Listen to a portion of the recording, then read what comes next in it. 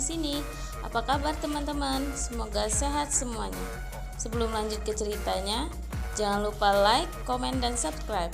Tanpa basa-basi, mari simak ceritanya.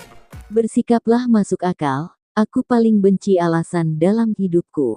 Suara Xiaoyan terdengar di saat berikutnya. Bahkan jika kamu mendapatkan tubuh fisik ini, kamu bahkan tidak bisa keluar dari sini hidup-hidup. Jiwa Cimi langsung marah, dan sekarang dia tidak ada hubungannya dengan Xiaoyan. Siapapun yang keluar adalah pemenangnya. Sungguh, kenapa kita tidak bertaruh? Kata Xiaoyan. Taruhan. Mari kita dengarkan. Jiwa Cimi mendengus dingin. Aku juga berpikir bahwa bahkan jika aku mendapatkan tubuh ini, aku tidak bisa pergi dari sini hidup-hidup. Karena kamu juga berpikir begitu, ayo bertaruh. Kamu keluar dari tubuh ini, jika aku tidak bisa keluar dari sini hidup-hidup, aku akan memberimu tubuh ini dan klon dewa asli, bagaimana? Petik 2. Orang yang berakal bisa tahu, ini pasti bisnis yang menguntungkan. Suara Xiaoyan keluar terus-menerus, dan jiwa Cimi terdiam lama saat mendengar kata-kata itu.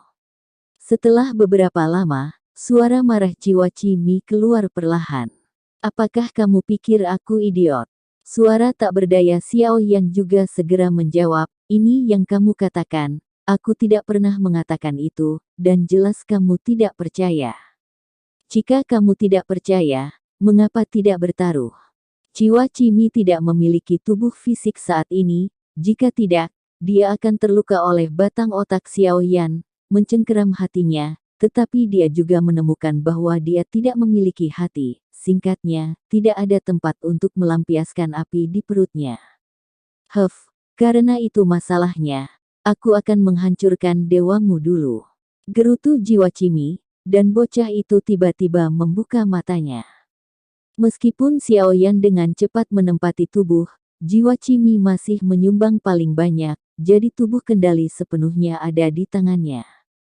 Setelah memeras kaisar pemakan jiwa, Xiaoyan tidak dapat mengganggunya sekarang, dia hanya bisa menonton tanpa daya, jiwa Cimi mengendalikan tubuh bocah itu, dengan lambaian tangannya, dia pergi ke jiwa dan melesat pergi menuju dewa. Ups! Xiaoyan segera memarahi dalam hati, melihat ribuan jiwa dalam kegelapan, serangan seperti itu secara alami bukanlah sesuatu yang bisa dilawan oleh dewa ini. Tapi sekarang adalah kunci untuk penangkapan rumah. Setelah dewa terluka, penangkapan rumah akan dihentikan. Jiwa Cimi jelas sangat menyadari hal ini, jadi dewa Xiaoyan harus dihancurkan sebelum Xiaoyan dapat mengancamnya.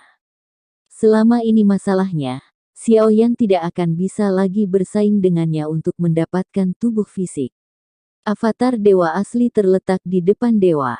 Meskipun avatar dewa asli memiliki kekuatan fisik yang kuat, itu adalah titik lemah dalam kekuatan jiwa. Hanya jika dewa asli dan dewa digunakan untuk teknik pembentukan kehidupan, itu dapat mereka digabungkan menjadi satu. Tapi sekarang dewa itu menutup matanya dengan erat dan mengabdikan dirinya untuk merebut rumah itu, secara alami tidak mungkin untuk memulai teknik pembentukan kehidupan pada saat ini. Gadis bayangan senior, bisakah kamu mengendalikan sebatang dupa lain? Transmisi suara jiwa Xiaoyan tidak memiliki tujuan, tetapi gadis bayangan tampaknya dapat mendengar suara Xiaoyan.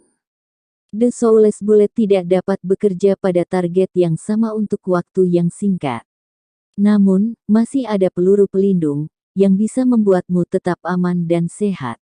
Biarkan aku menjelaskan kepadamu bahwa ini akan menjadi tembakan terakhirku untuk membantumu.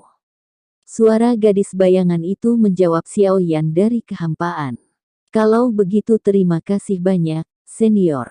Xiaoyan tersenyum pahit, setengah kolom dupa adalah waktu yang singkat, dan itu bisa ditunda untuk sementara waktu. Xiaoyan tidak berani berpikir terlalu banyak, dia hanya bisa membuat dewa meningkatkan kecepatan rumah. Selama Xiaoyan menempati 50%, maka dia dapat bersaing dengan jiwa Cimi untuk tubuh ini, dan tidak mungkin baginya untuk menyerang dewa lagi. Tapi jelas bukan tugas yang mudah untuk menempati 50% dari waktu setengah kolom dupa. Pada saat ini, Xiaoyan tidak bisa mengendalikan begitu banyak, dan segera mulai agresif, dengan panik mulai menempati tubuh bocah itu, dan jiwa Qimi mengendalikan ribuan jiwa dan diselimuti ke arah Dewa Xiaoyan dan klon Yuanshen. Melihat bahwa jutaan jiwa ini akan menyapu Dewa Xiaoyan, klon Yuanshen juga siap untuk bertempur, meskipun ada seorang gadis bayangan, Xiaoyan masih tidak berani gegabah. Ketika kegelapan ribuan jiwa mendekat, cahaya keemasan perlahan muncul di atas kepala Xiaoyan, dan kemudian cahaya keemasan melintas, membentuk perisai pelindung tanpa jalan buntu untuk menutupi Xiaoyan. Pada saat inilah ribuan jiwa meraung dan menabrak perisai pelindung emasnya, jiwa yang tak terhitung jumlahnya meledak dengan raungan melengking dan dengan panik menyerang perisai pelindung Xiaoyan. Xiaoyan juga sedikit gugup. Bagaimanapun, roh jahat yang begitu menakutkan, sekali diserang olehnya, baik klon dewa asli dan dewa akan terluka. Xiaoyan dengan gugup melihat perisai pelindung emas yang tampak lemah ini. Tetapi tampaknya keteguhannya benar-benar di luar imajinasinya, dan itu sebenarnya utuh di bawah siulan jutaan jiwa ini. Jelas, gadis bayangan itu tidak menyombongkan diri, karena dia mengatakan bahwa dia dapat melindungi Xiaoyan untuk waktu yang lama, tentu saja tidak ada masalah. Aku akan memecahkannya untukmu. Jiwa Qimi meraung, pikirannya bergerak, dan jiwa yang tak terhitung jumlahnya menyapu ke arah Dewa Xiaoyan, hanya mendekat, tanpa sepatah kata pun, jiwa-jiwa ini meledak seperti regu kematian. Kemudian itu membuat dampak yang kuat pada penutup pelindung Xiaoyan, mencoba untuk memecahkan penutup pelindung Xiaoyan, tetapi kekuatan pertahanannya begitu menakjubkan sehingga mata Xiaoyan menciut untukku. 43%, 44%. Kekuatan Xiaoyan untuk merebut rumah menyebar liar, selama mendekati 50%, maka Xiaoyan akan mampu bersaing dengan jiwa Qimi untuk menguasai tubuh ini. Jiwa Qimi segera kembali ke pikirannya, karena kekuatan Xiaoyan untuk merebut rumah itu terlalu cepat, begitu cepat sehingga dia merasa ketakutan. Dia segera menstabilkan pikirannya dan memblokir perebutan rumah Xiaoyan. Perebutan rumah cepat Xiaoyan melambat. Kenapa kau tidak membunuh dewaku? Kenapa kamu tidak mencobanya lagi? Mungkin kamu akan berhasil. Setidaknya kamu bisa menstabilkan pikiranmu terlebih dahulu. Ketika datang ke kekuatan untuk merebut tubuh, aku lebih kuat darimu. Xiaoyan tidak menghindar dan tersenyum. Berkata, dan bahkan ingin membujuk jiwa Qimi untuk terus menyerang sang dewa. Dengan perisai pelindung yang diberikan oleh gadis bayangan, Xiaoyan juga penuh percaya diri sekarang. Yang terpenting adalah begitu jiwa Qimi mengendalikan tubuh fisik untuk menyerang, maka itu adalah titik lemahnya, dan Xiaoyan dapat dengan cepat merebut rumah dan memperluasnya. Tubuh ini milikku, dewa asli juga milikku, semuanya milikku, dan aku akan mengambil tubuhmu setelah beberapa saat. Jiwa Qimi mendengus dingin, pada saat ini dia hanya bisa berpegang pada pikirannya, sehingga kecepatan Xiaoyan memenangkan rumah akan lebih lambat. Namun, Xiaoyan masih mengandalkan kekuatan dominan yang diberikan kepadanya oleh Raja Jahat. Ketika dia mencapai 48%, dia akan segera memiliki 50%.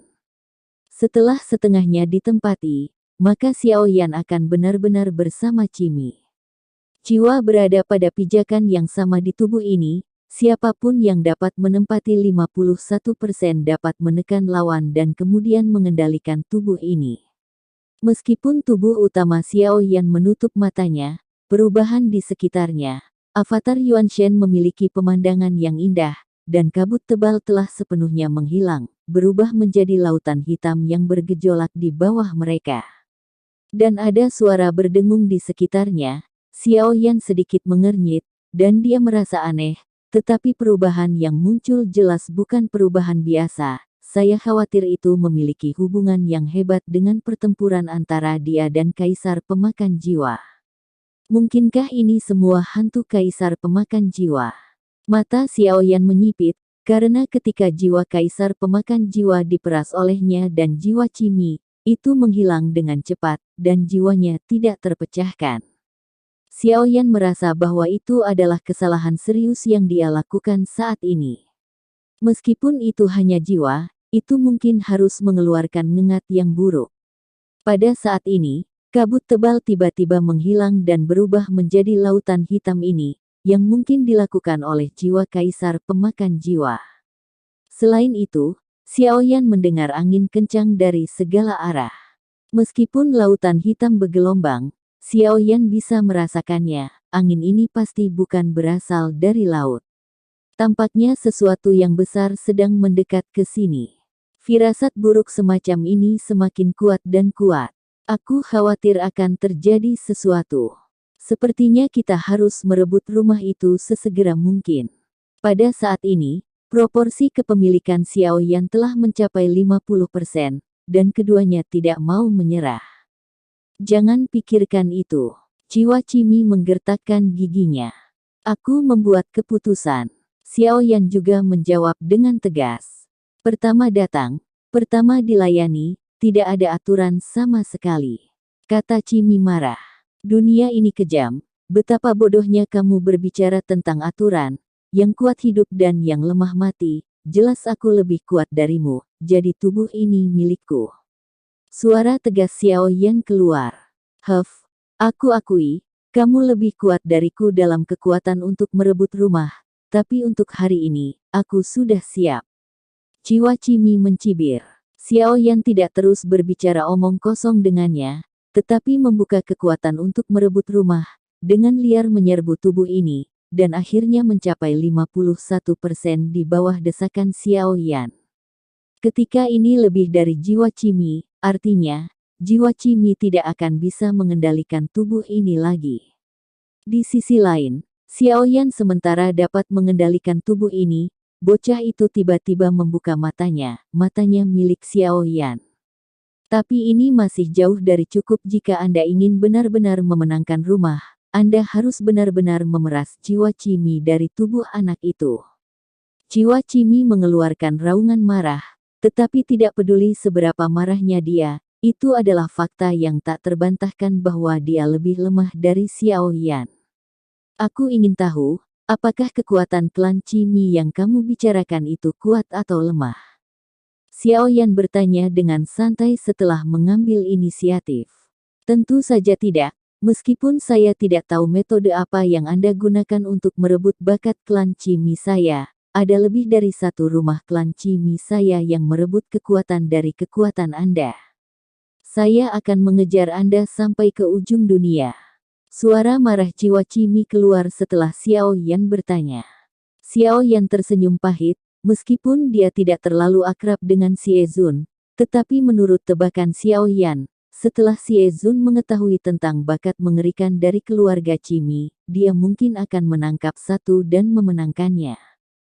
Justru karena inilah Xiaoyan bisa menjadi 1 poin lebih kuat dari jiwa Qimi. Setelah Xiaoyan mendapat 51%, tidak ada ketegangan.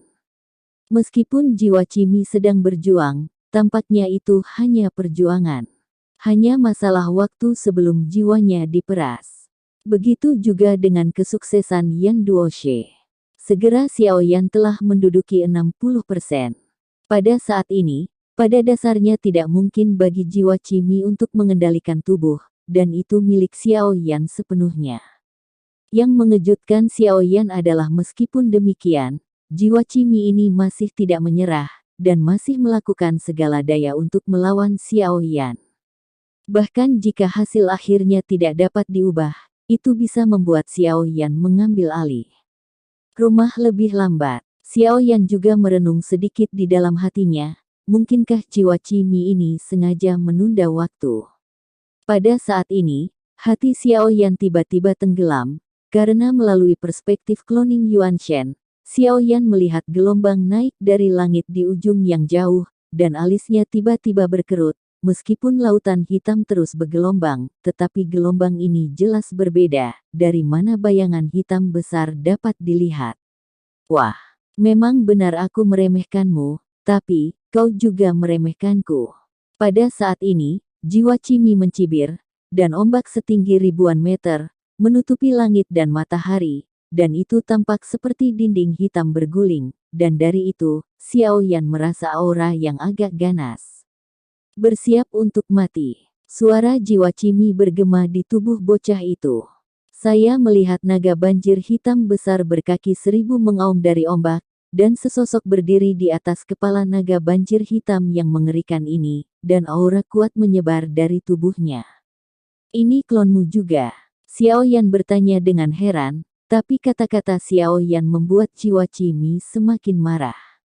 Karena seolah-olah Xiao Yan sedang mengejeknya, nada itu sepertinya mengatakan bahwa dia menginginkan tubuh ini juga. Xiao Yan mengendalikan klon yang melahap jiwa, dan 10 juta jiwa segera mengikuti pikirannya. Semua terkondensasi bersama, merasakan kekuatan yang datang dari 10 juta jiwa ini. Xiao Yan sangat terkejut saat ini, kekuatannya berbeda dari tubuh asal Qi.